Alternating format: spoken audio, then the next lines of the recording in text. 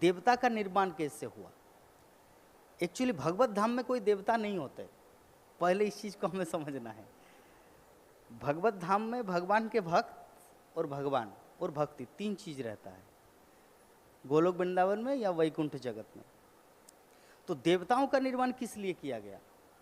देवताओं का निर्माण इसलिए किया गया कि जब ये भौतिक सृष्टि की रचना हुआ तो सर्वप्रथम भगवान विष्णु ने क्या किया, गर्भोदकशाही विष्णु ने कमल नाल से ब्रह्मा को सृष्टि किया और ब्रह्मा के द्वारा एक एक करके विभिन्न देवी देवताओं, मनु आया, शत्रुपा आए, इस प्रकार ये संसार की रचना हुआ। तो संसार को रचना जब किया गया तो अभी उसको संचालन करने के लिए कुछ बोनाफाइड व्यक्ति विशेष होना चाहिए जो उसको सुचारू रूप से कार्यान्वित कर सके। तो जैसे एग्जाम्पल आपको क्या दूं, मान लीजिए कि किसी टेम्पल में एक कीर्तन मेला होगा, कीर्तन मेला का आयोजन किया गया, तो ऐसा नहीं कि उसी टेम्पल के भक्त कर रहे हैं, विभिन्न Vrindavan ISKCON, New York ISKCON, Mayapur ISKCON, Siliguri ISKCON, विभिन्न जगह से देश विदेश से आके वो भक्त वहाँ पे कीर्तन मेला का आयोजन करते हैं। भले ही वो दिल्ली में हो, उज्जैन में हो, हैदराबाद में हो, चेन्नई में हो, मुंबई में हो, जहाँ भी हो, लेकिन कीर्तन मेला के जो गायक है वो विभिन्न जगहों से आते हैं, जो परफेक्ट है, जो सिंगर मतलब वर्ल्ड वाइड सिंगर है, जिनको आता है हारमोनियम बजाना, गाना गाना, सब कुछ आने के बाद उनको वहाँ पे चांस दिया जाता है, तो वो परफेक्ट होता है। तो भगवान श्री कृष्ण भी जब सृष्टि किया तो ऐसा नहीं कि यहाँ के जो बासी है 84 लाख जीव जो नहीं, वही में से कोई देवता बन गया, ऐसा नहीं। भगवान पहले से वो सिलेक्शन करके रखे जो परफेक्ट है। तुम ये वर्षा का दायित्व ले लो, बारिश कराना, तुम विद्या की देवी सरस्वती, क्वालिफिकेशन तो आते हैं वो नेक्स्ट में। पहले क्या हुआ, सृष्टि से पहले जैसे आपका जो प्रश्न हुआ, ऐसे पहले बीज आया या पेड़ आया, मुर्गी आया या अंडा आया, तो सर्वप्रथम क्या है ना, मुर्गी आया है, अंडा बाद में आया। कहने का मतलब जब भगवान सृष्टि किया तो 84 लाख जीव जोनी पहले भगवान ने निर्माण किया, उसके बाद से कोई 84 लाख जीव जोनी में कोई बिल्ली से कुत्ता, कुत्ता से सिंह, सिंह से गाय, गाय से मनुष्य या बंदर से, वो बाद का ये है। पहला स्टेप क्या है ना, भगवान सब कुछ सृष्टि कर दिया।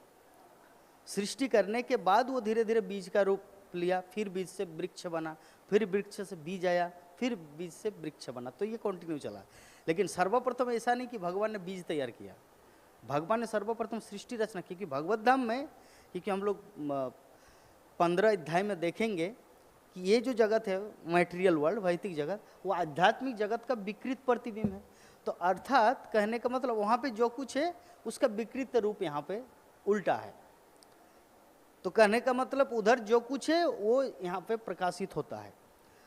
तो यहाँ पे जैसे हम लोग मनुष्य है तो द्विभुज है, द्विभुज मतलब गोलोक वृंदावन में जितने सारे व्यक्ति विशेष है सब द्विभुज है।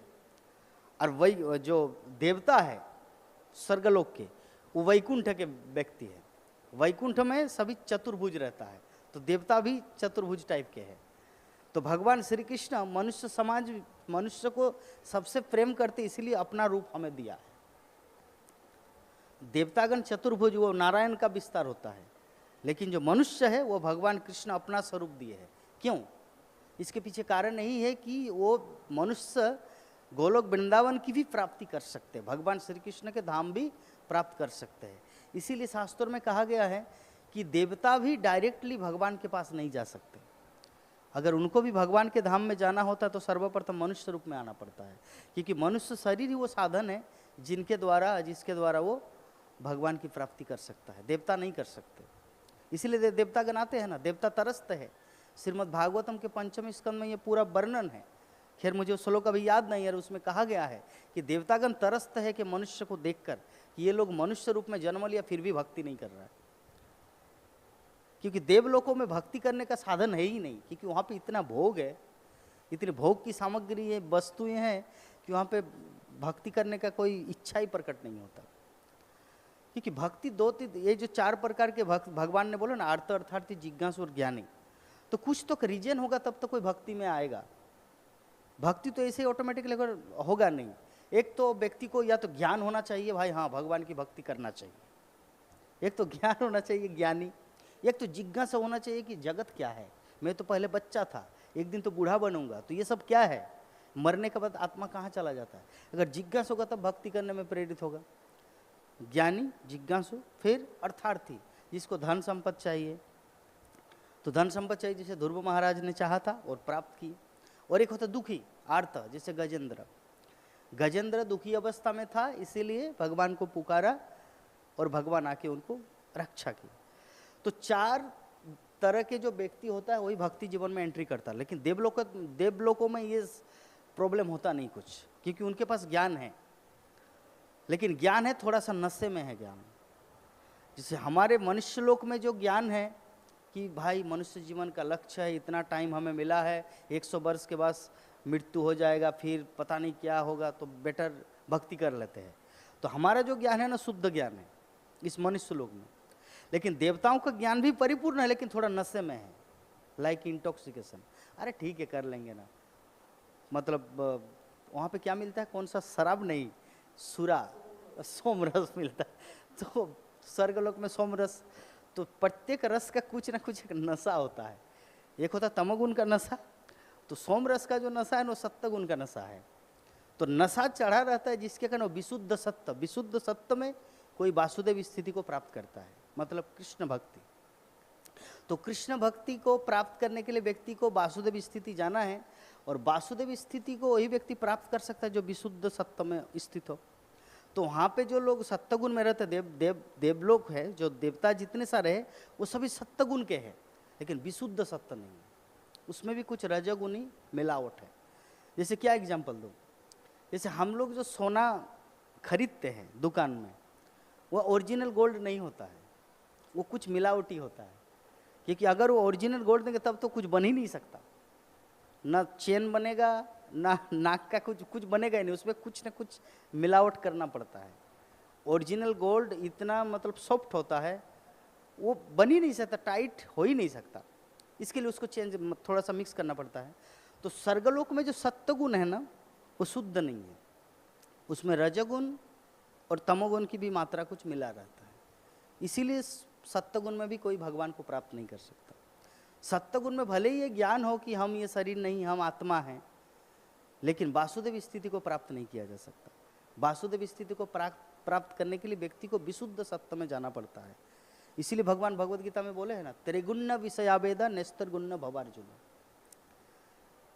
त्रिगुण, ये जो वेद है, ये जो वेद की रचना व्यासदेव ने किया, तो व्यासदेव ने वेदों की रचना की है, इसके पीछे इसका गोल क्या है, इसका उद्देश्य क्या है। इसका उद्देश्य त्रिगुण विषयावेदा, ये जो संपूर्ण 4 वेद, 18 पुराण, 6 शास्त्र, 108 उपनिषद, ये जितना कुछ वर्णन किया गया उसका एक ही उद्देश्य, क्या, त्रिगुण से मिश्रित है, वो शुद्ध सत्य नहीं है उसमें। लेकिन श्रीमद् भागवतम क्या है, परमो निर्मत्स वेदम वास्तवम वस्तु शिवदम तापत्र उन्मूलनम, मतलब ये निगम कल्पतरु गलितम फलम सुकुमका द्रव संयुतम पीबत भागवत रसम, मतलब अमल पुराण कहा जाता है। श्रीमद् भागवतम को अमल पुराण कहा जाता है। अमल का अर्थ होता है जिसमें किसी भी प्रकार का मल नहीं है। मल का अर्थ मेटेरियल अटैचमेंट, इस संसार की दूषित भावना को मल कहा जाता है। इस संसार में जो कुछ इच्छाएं होती हैं उसको मल माना जाता है। तो वेदों का जो उद्देश्य है, वेदों में व्यासदेव ने वर्णन किया है, वो त्रिगुण, और 3 गुणों के अंतर्गत ही वेदों में, हाँ इंद्र की पूजा करोगे तो ये मिलेगा, वरुण देव की पूजा करोगे तो ये मिलेगा, सरस्वती की पूजा करोगे तो ये मिलेगा, वरुण देव की पूजा करेंगे तो ये मिले। इस प्रकार विभिन्न तरीके से वेदों में देवी देवताओं के पूजा का ज़्यादा उल्लेख है। परंतु श्रीमद् भागवतम में क्या है ना, वो निष्कलंक पुराण है, मतलब भगवद गीता प्रारंभिक है। श्रील प्रभुपाद बोले भागवतम का प्रारंभिक जो कोर्स है वह भगवद गीता। तो ये भगवद गीता और भागवतम जब हम लोग स्टडी करते हैं, जब अध्ययन करते हैं, तब हम लोग अपनी जो हमारी जो वास्तविक चेतना है वो चेतना को रियलाइज कर पाते हैं, वो कॉन्शियसनेस हमारा जागृत होता है।